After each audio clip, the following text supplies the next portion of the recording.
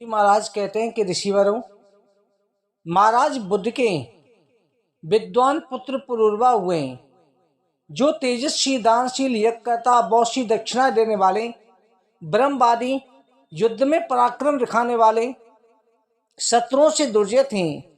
वो राजा अग्निहोत्र और यज्ञों के अनुष्ठान करने वाले थे। राजा पुरुरवा सत्यवासी और पवित्र विचार वाले थे। उनका रूप बड़ा ही सुंदर था। वो गुप्त रूप से सहवास करने वाले थे। वो अपने समय में तीनों लोकों में अनुपम यशस्वी थे। उन ब्रह्मवादी, क्षमापरायण, धर्मज्ञ और सत्यवासी राजा को यशस्वी उर्वशी से अप्सरा ने गर्व का परित्याग करके पति रूप में वरण कर लिया। राजा पुरुरवा उस अप्सरा के साथ 10 वर्ष तक रमणीय चैत्र रथ वन में, 5 वर्ष तक मंदाकिनी किनारे बसी अलकापुरी में, 5 वर्ष तक बद्र नारायण के वनों में, 6 वर्ष तक उत्तम उपवन में नंदन वन में, 7 वर्ष तक मनोरथ फल को देने वाले वृक्षों से परिपूर्ण उत्तर कुरु देशों में, 8 वर्ष तक गंधमादन पर्वत के शिखरों पर, 10 वर्ष तक मेरु पर्वत पर तथा 8 वर्ष तक उत्तरांचल विहार करते रहे। राजा पुरवार उर्वशी को साथ लेकर देवताओं से सेवित इन मुख्य मुख्य वनों में बड़े आनंद के साथ विहार किया करते थे। पृथ्वीपति पुरुरवा उर्वशी के साथ महर्षियों से प्रशंसित परम पवित्र देश प्रयाग में राज्य करते थे।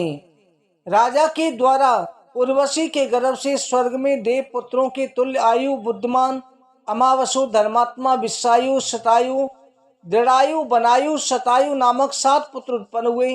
वे सभी आत्मबल से संपन्न थे।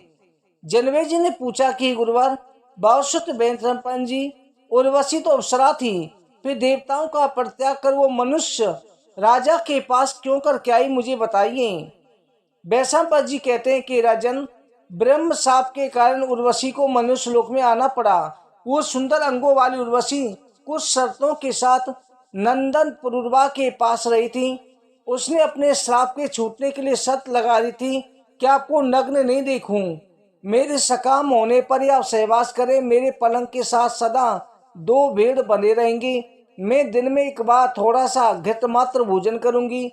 जब तक इन प्रतिज्ञाओं का आप दृढ़ता के साथ पालन करते रहोगे, तब तक मैं आपके पास रहूंगी। ये मैं आपसे प्रतिज्ञा करती हूँ। राजा उसकी सब शर्तों का पालन करने लगे। इस प्रकार शेष अप्सरा पुरुरवा के यहाँ रहने लगी। शाप के कारण उर्वशी को जब राजा में आसक्त होकर रहते हुए 59 वर्ष बीत गए, तब गंधर्वों को मनुष्यों के बीच में बसने वाली उर्वशी की चिंता हुई। गंधर्वों ने कहा, हे मावागे, वीरांगना उर्वशी देवताओं में किस प्रकार से आए, इसका उपाय सोचो कि स्वर्ग का भूषण है। तब वक्ताओं में शेष विश्वावसु नामक गंधर्व ने कहा, उन दोनों में पहले जो प्रतिज्ञा की थी उन्हें मैंने सुना है। राजा की प्रतिज्ञा भंग करने पर उसे छोड़ देगी। उस राजा की प्रतिज्ञा किस प्रकार टूटेगी, मैं उसे भली भांति जानता हूँ। तुम्हारे काम को सिद्ध करने के लिए अपने सायों को साथ लेकर मैं जाऊंगा। यूं कहकर के माँ यशस्वी गंधर्व प्रतिष्ठानपुर प्रयाग में गए। वहां जाके उन्होंने रात में एक भेड़ चुरा ली। मनोहर हास वाली उस उर्वशी उन भेड़ों की माता के समान स्नेह करती थी। यशस्वी उर्वशी ने गंधर्वों के आगमन को सुनकर विचारा कि अब मेरे श्राप के अंत का समय आ गया है। उसने राजा से कहा, राजन, मेरे एक बच्चे को चोर चुरा ले गए हैं। ये कहने पर वो विचार कर नंगा नहीं उठा। यदि देवी ने मुझे नंगा देखा तो मेरी प्रतिज्ञा टूट जाएगी। इतने गंधर्व पुनः दूसरे भेड़ को भी उठा ले गए। दूसरी भेड़ के चुराए जाने पर देवी उर्वशी ने पुरवा से कहा कि सामर्थशाली राजन, अनाथ स्त्री के समान मेरे पुत्रों को छीन ले गया है और तुम यहाँ पर लेटे हुए हो। उर्वशी कहने पर राजा नग्न अवस्था में भेड़ों के चिन्हों को अनशन करते हुए दौड़े। उसी समय गंधर्वों ने बड़ी भारी बिजली चमकाई। इस समय वो विशाल भवन एक साथ प्रकाशित हो गया। तब तो उर्वशी ने राजा को नग्न देख लिया। काम रूपनी अप्सरा राजा को नग्न देखते अंतर्ध्यान हो गई। उधर राजा भी गंधर्वों के छोड़े हुए भेड़ों को देख उन्हें साथ लेकर घर में घुसे। वह उन्हें उर्वशी नहीं दिखाई दी। तब वो परम दुखित होकर विलाप करने लगे। उर्वशी को खोजते हुए पृथ्वी पर सर्वत्र घूमने लगे। कुछ समय के अनंतर उन महाबली नरेश ने शोभामयी उर्वशी को कुरुक्षेत्र में प्लग तीर्थ में हेमवती नाम वाली पुष्करणी में स्नान कर 5 सखियों के साथ क्रीड़ा करते देखा। कीड़ा काटी उर्वशी को देखकर राजा दुखित होकर विलाप करने लगे। इधर उर्वशी ने राजा को समीप देखकर अपनी सखियों से राजा को दिखाया और कहा, ये वही पुरुषोत्तम है जिनके पास में रही थी। उस समय उस सभी अप्सराएं उर्वशी के पुनर्गम की आशंका से घबरा गईं। इधर राजा उससे फिर कहने लगे, प्रिय तू थोड़ा सा ठहर जा, कठोर हृदय वाली ठहर जा, अपने वचनों पर दृढ़ रहे। वैदिक सूक्तों से दोनों एक दूसरे की प्रति उत्तर प्रत्युत्तर रूप में कहने लगे। उर्वशी ने इला पुत्र पूर्वा से कहा, है प्रभु, मैं आपके द्वारा गर्भवती हूँ। निसंदेह एक वर्ष भर मेरे गर्भ में आपके द्वारा कुमार उत्पन्न होंगे। प्रतिवर्ष एक रात्रि में आपके साथ रह सकूंगी। तब वो माँ यशस्वी राजा प्रसन्न हो गए, अपने नगर में चले आए। वर्ष समाप्त होने पर उर्वशी फिर आई। माँ यशस्वी पूर्वा उसके साथ एक रात्रि रही। तदनंतर उर्वशी ने पूर्वा से कहा, गंधर्व आपको वरदान देना चाहते हैं। महाप्राग, आप वरदान मांग लीजिए। आप इनसे उन महात्मा गंधर्वों की क्षमता मांग लीजिए। तब पूर्वा ने बहुत अच्छा कहकर गंधर्वों से वर मांग लिया। तब गंधर्व ने बहुत अच्छा कहकर, ऐसा ही होगा।